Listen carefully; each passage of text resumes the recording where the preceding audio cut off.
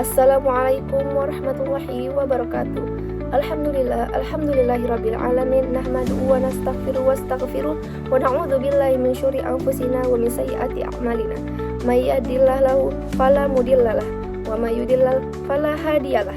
Asyhadu an la ilaha illallah wa asyhadu anna Muhammadar Rasulullah. Allahumma shalli ala sayyidina Muhammad wa ala alihi wa sahbihi ajmain, amma ba'du. Segala puji bagi Allah yang telah memberikan kita nikmat Islam, kesehatan, dan kesempatan hingga saat ini. Salawat serta salam kita junjungkan kepada Nabi besar kita, Nabi Muhammad SAW. Pada kesempatan kali ini, saya akan membahas tentang perjalanan seorang pemuda yang menemukan makna hidup, serta bagaimana ia menghadapi persoalan kehidupan berdasarkan ajaran Islam, mulai dari akidah, ibadah, etika profesi, dan toleransi antar agama. Pada awal permasalahannya adalah Farhan adalah seorang arsitek muda yang sukses. Ia memiliki karir yang cemerlang, jabatan yang tinggi, dan kehidupan yang mapan. Namun di balik semua itu, Farhan justru merasakan kehampaan hati. Dia merasa bahwa hidupnya selama ini belum mencapai memberikan ketenangan batin. Ia mulai mempertanyakan tujuan hidupnya. Masalah ini menunjukkan adanya krisis identitas dan kekosongan hati.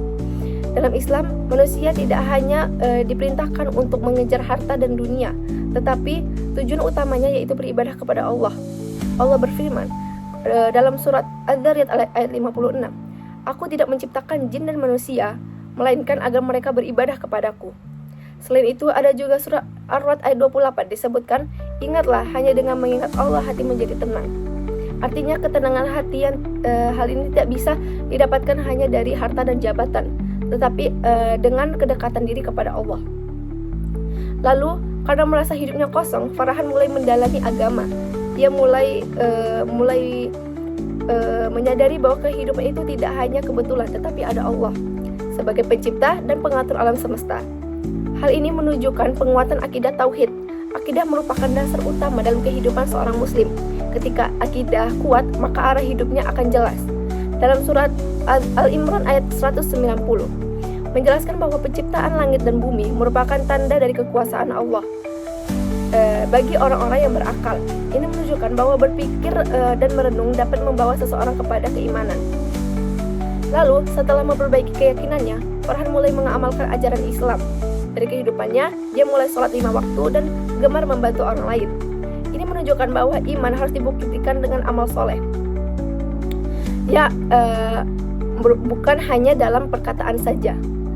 Lalu Rasulullah bersabda, sedekah tidak akan mengurangi hartamu. Artinya semakin seseorang dekat kepada Allah, maka ia juga akan semakin peduli kepada manusia. Lalu suatu hari Farhan menghadapi dilema ketika perusahaannya mendapatkan proyek untuk merancang bangunan yang fungsinya diragukan secara etika agama. Sebagaimana seorang arsitek, ia harus memilih antara tanggung jawab profesi dan prinsip keimanan. Masalah ini berkaitan dengan etika profesi dalam Islam, tetapi dia tidak boleh mendukung perbuatan yang melanggar syariat. Allah berfirman dari Quran surat Al-Maidah ayat 2, "Dan jangan tolong-menolong dalam doa dan permusuhan." Oleh karena itu, Farhan mencari dasar hukum dari Al-Quran, hadis, ijma ulama, dan qiyas. Ini menunjukkan bahwa Islam setiap keputusan berdasarkan hukum yang jelas. Selain itu, Farhan juga dikenal sebagai pemimpin yang jujur, yang menunjukkan pentingnya akhlak dan kepemimpinan. Rasulullah bersabda, "Setiap kalian adalah pemimpin, dan setiap pemimpin akan dimintai pertanggungjawabannya." Hadis riwayat Bukhari dan Muslim. Seorang pemimpin harus bersikap amanah, adil, dan bertanggung jawab terhadap apa yang dipimpin, bukan hanya untuk memerintahkan saja. Lalu, dalam situasi lain terjadi konflik antar staf yang berbeda keyakinan mengenai penggunaan tempat ibadah. Farhan harus menyelesaikan konflik tersebut dengan bijaksana. Hal ini berkaitan dengan toleransi antar umat beragama, yaitu dalam surah Al-Kafirun ayat 6, Allah berfirman, "Untukmu agamamu, untukku agamaku." Ini menunjukkan bahwa Islam mengajarkan sikap toleransi atau menghormati dalam perbedaan. Farhan memberikan hak kepada semua pihak dan beribadah dan menjaga keharmonisan di perusahaannya. Kesimpulan dari apa yang saya sampaikan, yaitu dalam kasus ini dapat disimpulkan bahwa kehidupan manusia tidak hanya tentang duniawi, tetapi juga tentang keseimbangan antara dunia dan akhirat. Farhan menunjukkan bahwa ketika seseorang kembali ke jalan yang benar atau kepada ajaran Islam, ia dapat menemukan ketenangan hidup, arah tujuan dan solusi saat adanya permasalahan. Maka dari itu, dekatkanlah diri kepada Allah agar hidup kita dipermudah.